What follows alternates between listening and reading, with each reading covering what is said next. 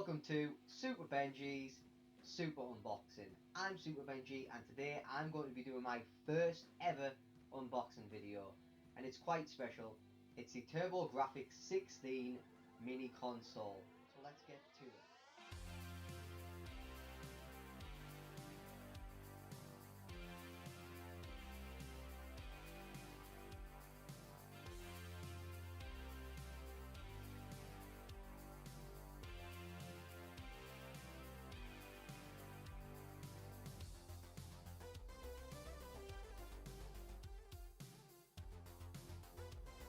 Today is like Christmas Day for Super Benji. I heard that knock on the door and I knew it could only be one thing. The postman had my TurboGrafx-16 mini console. Ever since this got announced, I've been waiting to get my hands on one. And due to the coronavirus, that hasn't been easy. You see, the dates got pushed back in America and in Europe. A lot of people have been ordering these from Japan using the Amazon Japan store, which apparently is quite easy, but I didn't want to take the risk and I ordered mine off a UK based seller on eBay, and I was lucky enough to get my hands on one of these today. I can't wait to unbox this and see what this has got to offer for someone like me. Surprise, surprise, I've never played a TurboGrafx. I never knew anyone who had a TurboGrafx growing up, and I didn't have one of these in my household. We could not afford one of these. We had a Nintendo and we were a Nintendo family. So let's get to it. Let's get the TurboGrafx unboxed and see what it has to offer. So here we have the TurboGrafx-16 mini box. I've had to edit this audio in because the original cut didn't make it when I was making the original unboxing, so here we go. Yeah, so the box itself is quite identical to the original. It doesn't have the picture of the dude on the front. Like I said, this is the American version. I got this off eBay. The back has the pictures of the games on that are on the console. Has the TurboGrafx-16 games and the PC Engine games. It has the American artwork, I believe, and the Japanese. So this box opens at the side here, and then it just pulls out quite easily. No fighting necessary. First thing you'll notice when you open it is the instruction manual. I was a bit disappointed with this because I was hoping that it would have like some of the awesome artwork of the games in there, but it's just text and how to set it up, and it has a picture of the console and where you need to plug the cables into. Yeah, so not really that special. Here we go. Here's the control pad. This is the thing that I was most excited about, to be honest, because you can emulate these games, but it's not the same if you don't have the original pad, and this pad itself is quite unique. It has the turbo buttons on there, so it's as if you are playing the original console. The pad itself feels really nice. It's not as plasticky as some of the other mini consoles I found. Also, the control pad's lead is huge. You can see me here wrestling with it. That's how big it is.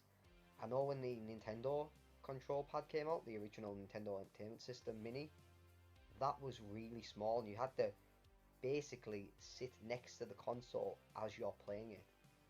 But this, you could hook this in and go sit on your sofa and play it. He's the daddy of it all, the console itself. I was really surprised at this, how big the console is, considering it's a mini. I believe it's half the size of the original, but it is it's quite big. So yeah, the back removes as well, like the original.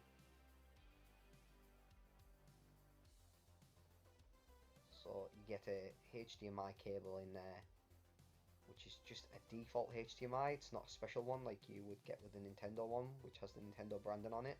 It's just a regular HDMI cable. And then you get the power cable, which is just a USB like many of the other mini consoles. So So here it is, the TurboGrafx-16 mini console. As you've seen, I unboxed this and afterwards I set it up and had about a 3-hour play session on this. I am really surprised at how good this mini console is. I never played the original and the thought of dropping that much money on the original console along with the games is terrifying. So this is perfect for me. I played some of the classic games such as Bomberman 94, Gladius 2, R-Type, and even some of the Japanese games like Snatcher. I really like this mini console. I think it's a great way to get into this console rather than to drop that much money on it, like I've said. And also, the quality is fantastic. You get to play this with the original control pad, which I have here. Just here. It comes pretty much exactly the same. It's got the turbo pad there, so you can have the turbo buttons on. And it feels really good to play with. Like, I've got all the other mini consoles and they're all great. The main problem with the other mini consoles is obviously the cable length, but as you can see here, look at this one. This is huge compared to the SNES one and the Super Nintendo one. This is absolutely fantastic. This is what you want in a console. You can set this up on your TV or monitor and sit on the sofa and play with no problem. As I showed in the unboxing, the console is quite large actually. I know it's a mini, but I think it's half the size of the original one. So my final thoughts on the TurboGrafx is I'm going to go hook it back up and I'm going to spend hours playing this thing. Like I said, I played just some of the classic games just to see how they ran. One of the problems I do have with it though is some of the games I want to play, such as Snatcher, only come in Japanese, so it's sort of pointless having them on there for me. I can understand why they put them on, because it's pretty much the same console you're going to get in Japan, it's just the model's different. So I can totally understand that, but again, I was really looking forward to playing Snatcher in English, but it's not there, but what can you do? All the other games on here though are great, but again, please remember the Japanese games are only in Japanese. So that's it for the TurboGrafx mini consoles. If you have any questions or comments, please drop them in the comments section. And please, if you like this video, please like, share and subscribe. I want to do more of these videos. This is my first one, so please let me know what you would like to see. Super Benji out.